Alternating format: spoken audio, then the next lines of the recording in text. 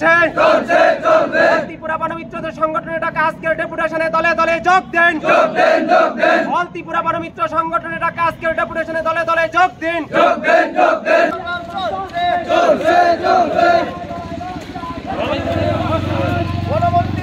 অর্থ দপ্তরের অনুমোদন দিতে হবে। অবিলম্বে বনমিত্রদের ন্যূনতম পারিশ্রমিক 15,000 টাকা করতে হবে। অবিলম্বে বনমিত্রদের মাসিক দলে দলে যোগ দেন। ত্রিপুরা বনমিত্র সংগঠন আজকে ডেপুটেশনে দলে দলে যোগ দেন।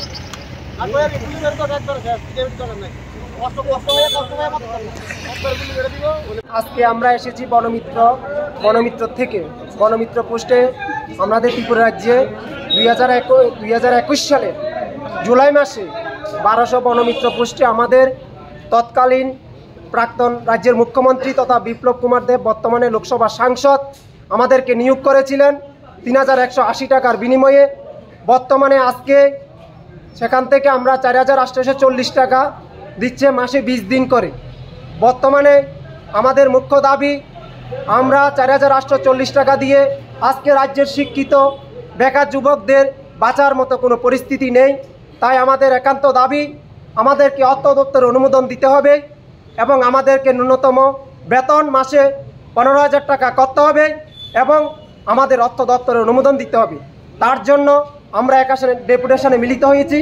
আমরা আরও অনেকবার আরও 4-5 বার আমরা পিসিসিএফ স্যারের কাছে এসেছি, কিন্তু আমাদেরকে উনি আশ্বাস দিয়েছিলেন আমাদেরকে বেতন বাড়িয়ে দেওয়া হবে এবং আমাদের 30 দিন করা হবে, কিন্তু এখন পর্যন্ত আমাদের কোনো শুরু হয় নাই।